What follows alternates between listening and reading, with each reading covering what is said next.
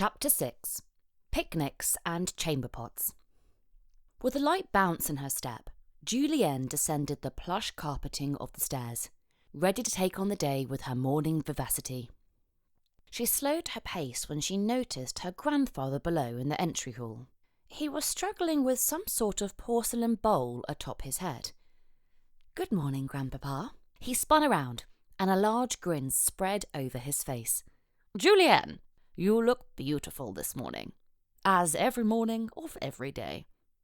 She curtsied at the compliment, then glanced up to the bowl, expecting an explanation. He ignored the gesture. "So, what is my lovely granddaughter up to today?" "I'm on my way to check my journal. My preparations for the ball are almost complete." Her eyes again skirted to the hat, and his eyes followed. "Oh, good, yes. I love a good ball," he commented. She frowned and pointed at his head, asking, "What is the hat for, Grandpapa?" He scowled, then rapped his knuckles against it. A hollow gong echoed throughout the room.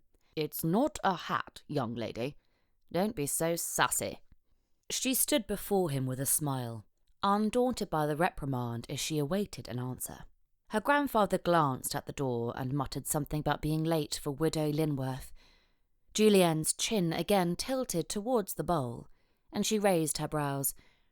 He harumphed. "Well, if you must know, I fell out of bed again and landed in the goddamned chamber pot." She sucked in her cheeks to keep from laughing. "Please, Grandpapa," she barely managed, "don't use the Lord's name in that way." "Oh, you and your Lord. Where was your good Lord this morning when I needed him, "No doubt enjoying the entertainment." She laughed aloud as he struggled to remove it. "Don't you worry, Grandpapa. You just keep up the amusement, and I'm sure he will save a special place in heaven for you, no matter your language." A fond smile crept over the old man's face. "You just keep me in your prayers, Jujubug. That way, I'm sure to get in." He reached down and placed a kiss on her cheek. "Well, the Widow Linworth awaits." With an awkward bow, he headed for the door. "Grandpapa, the pot," she called after him. "It'll have to wait. Punctuality. That's what's important." Sterling found a table in a back corner of the small, quiet tavern, his mind on the plan which was drawing to the final stages. Candles flickered in silence about the room, illuminating puffs of smoke as they hovered nearby. "I feel like I've come to meet a lover," Chris whispered as he approached and took the seat across from Sterling. "I figured it would be the best place to talk." Chris's face glowed with enthusiasm. "I have your package outside in the carriage. And the other package? I've already had it delivered to the Brents." "Perfect. No problems then?" "None at all. Veronica sends her love and says you now owe her 4 favours." Sterling smiled. Veronica had always been happy to help him out during his younger years, as long as he dropped by to show his appreciation afterward. The two friends spent the afternoon together, reminiscing about events long forgotten, the mischief they created, and the consequences that followed. They laughed grandly and talked seriously, both grateful for the time together, neither paying any mind when the candle between them sputtered its last light and they had to light another. Outside by the carriage, Chris reached inside and extracted a brightly wrapped box. "It's from Veronica," he shrugged. "You're leaving tomorrow?" "Tomorrow night after the ball." He pushed Austen's frustrations at the delay from his mind as he took the package. "Tell Veronica I won't be able to see her this trip, but I'll see her first thing next time." The men shook hands, knowing they wouldn't be seeing each other again for some time. Chris said, "It's been inspiring, as always. Good luck with everything." "I want details of how it went." "Lady Luck is always with me." "I really appreciate your help." "My pleasure." Chris stepped into his carriage as Sterling reached into his pocket. "Chris, here, a token of my appreciation," he said, tossing him a large, deep red ruby. And the Queen's. With a wink, he turned and walked away, leaving his friend to wonder. The next morning dawned chilly and misty on the Black Fortune. The fog hung low over the water, but as the sun rose higher in the sky, the fog slowly dissipated, and by mid-morning was gone from sight. Sterling was off to an early start, claiming he had business to tend to on land. Austen concluded that meant a woman and thought nothing more of it. All was secure on the ship, and everything had gone smoothly with the Bank of England and Lord Buxton. Austen decided a last-minute visit to Donella before setting sail was in order. Lucas rushed up to him on deck, babbling about all that happened to him during his day on land. Austen listened enthusiastically to the young boy's ramblings. "Then from now on, you can go ashore as long as one of the crew looks after you," he told the boy with a tone of authority. "But I want to go with you." The boy blushed and giggled at his own comment, then added, "But I know you do captain stuff." Austen looked down at the boy, then out to sea. "Well, to tell you the truth, I was just about to go have a picnic at a special place I know of," Austen said, changing his plans. He watched the boy's innocent eyes await the question, but he looked back out to sea with a concealed smile. After scanning the ice-blue water, he mentioned casually, "If you have no other plans, perhaps you'd like to accompany me. We can brush up on your French lessons." Lucas jumped in the air at the offer.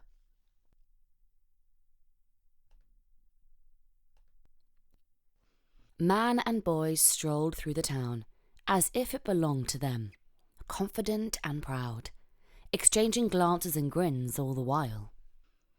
Stopping at the misty horizon, Austen showed Luke his accommodations, and had a maid pack a basket of bread, cheese, salted ham, candied carrots, milk, wine, and a few other appetizers including sweets, for which she was paid generously. Once again on the street, he brushed a piece of lint from the sleeve of his finely tailored jacket. Austen loved the idea of the notorious among nobility. From his pool of identities, it was this one he felt most comfortable with, and yet most alienated by at the same time. He became acutely aware that each person around him was born with the right to an advantageous life. The fact was, their blood made the nobility. A simple few had been born a step above the rest of the world's inhabitants. Because of a chance mixing of blood, a baby was brought into the world with the unquestionable liberty to mistreat the lower classes, who in turn almost instinctively grovelled at their feet. Gathering his thoughts, he led Lucas to a secluded meadow he knew of. He was glad for the time spent with the boy. Calm spread over him as they walked away from the town through a lush green pasture and over a hill to a sparkling brook. "Where should we sit?" Austen asked. "Over there," Lucas decided, pointing and running to a large tree, shading the grass beneath it. They set out the blanket and then their food. They talked about life at sea and life on land, and compared the two. A quick overview of Luke's progress in French was to both their satisfaction, and fishing tips were shared and learned. After enjoying the breeze, the companionship and the sound of the gurgling brook, Luke mentioned casually, "They bought me a girl." Austen stopped chewing, not at all sure what he was talking about. "I'm a man now," Luke continued quietly. Austen stared at him. "They bought you a girl?" "Yeah, she was pretty." "What the hell?"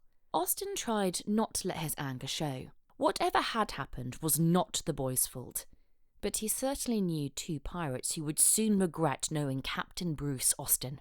He poured himself another glass and asked carefully, "What happened between you and this girl?" "Well, after she brushed my hair, she told me how handsome I was. I don't see why people always touch my hair." He trailed off, pulling at the ends of his long hair and trying to look at it. Austen's voice was steady. "What did she do after that?" "Well, and what does it matter how handsome someone is? I don't understand that either." "Luke, what happened between you and the girl?" "Well, we played cards. When Lucas didn't continue, Austen coaxed, And? And she wasn't very good. I beat her every hand. That was it. You played cards? Yep. Lucas reached for another chunk of cheese. Austen smiled at the boy's innocence. He was a man now. He had beaten a harlot at cards, and she wasn't wearing any clothes. Austen's relaxing muscles clenched again. What the hell? His crew would be thoroughly disciplined the moment they returned to the ship. Did she touch you? Luke was quiet for a moment. Yes. Austen stiffened, trying to decide how to handle the situation. She kissed me. Jesus. Austen caught Luke's eyes and talked to him in a slow, firm voice. First of all, Luke, he stated, it was wrong of her to kiss you. It was? Yes. You are far too young for that. But you kiss me sometimes. I kiss the top of your head. Right.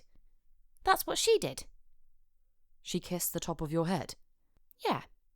When Green knocked on the door, she kissed my head and said goodbye. He giggled. Green was real surprised to see her without her clothes on when he came in. His eyes popped out of his head like he'd never seen a naked girl before. He yelled at her too. He said they had paid her to keep me busy, not produce me. Whatever that means. Okay. From the beginning, tell me everything that happened. When Luke finished his tale, and Austen was satisfied that no harm had come to him, Austen concluded the boy needed another boy closer to his age aboard ship for companionship. Having adult friends was certainly not working at this age. He himself had had Sterling with him through the years. He would give that more thought once they reached the island. He put a strong hand over Luke's small one. Want to do some fishing? Luke lit with joy. I've never fished from a brook before. How do they fit? Fish in brooks are smaller than fish in the ocean. All day they sat by that brook, talking about fish, talking about France, and talking about women. If not he, who would teach Luke of the intimate relations between the sexes? Luke's chin tilted up, trying to understand this new information. So, do women produce men, or men produce women? It is seduce, and it can be done by either. And this is something people do a lot. Austen scowled. Well, Luke, as you grow older, you will want to do this. So, I suppose, yes. It is common for adults, not for children, so you needn't bother yourself with that now. He nodded, satisfied with that answer. You're an adult. Do you do this a lot? Austen's fingers caressed beneath his ear. A lot is relative. Well, when you meet a girl that you like, you find that you want to do this with her. A lot. I like lots of girls. Sasha, Jessie. Lucas looked off in the distance, thinking of the girls on the island. True, but I mean like in the way that you want to marry them when you are older. But what if I don't meet anyone I like? Ever? Will I want to do it with people I don't like? Probably. Oh. But you see, being at sea for months, and as you grow older, well, you see, not that. Austen was feeling more than a little uncomfortable. He checked his makeshift fishing pole to see if a fish could change the subject. Austen, do you like any girls? He suddenly saw deep violet eyes and pink lips looking up at him. He pushed the vision away. No, I don't. You like Layla? Will you marry her? At this, Austen laughed. Definitely not. But she likes you. Yes, and I like her, but not the way you like someone when you marry them. Then who will you marry? You should love someone before marrying them. I don't know that I will ever marry. But you're old. The well-known raised eyebrow made the boy giggle. Then I won't love anyone either, the boy declared. That's something fate will decide, Luke, not you. You have absolutely no say in the matter. Before they knew it, the sun began to set, and it was time for them to pack up and head back to the ship. "Thanks, Austin," Luke said, standing on the rocks with Austin in the cove. Green could be seen coming down the ladder to get Luke back on board. Austin knelt down to the boy's level. "I'm glad you came with me today." "Me too." "Then we'll have to do it again." "Ready, Luke?" Green asked, approaching them. Luke turned back to Austin. "Real soon," he agreed, and followed Green towards the ship. Austin watched them until they were lost in the darkness. He smiled softly, the sound of gentle waves lapping at the rocks serenading his thoughts as he recapped the events of the day just spent.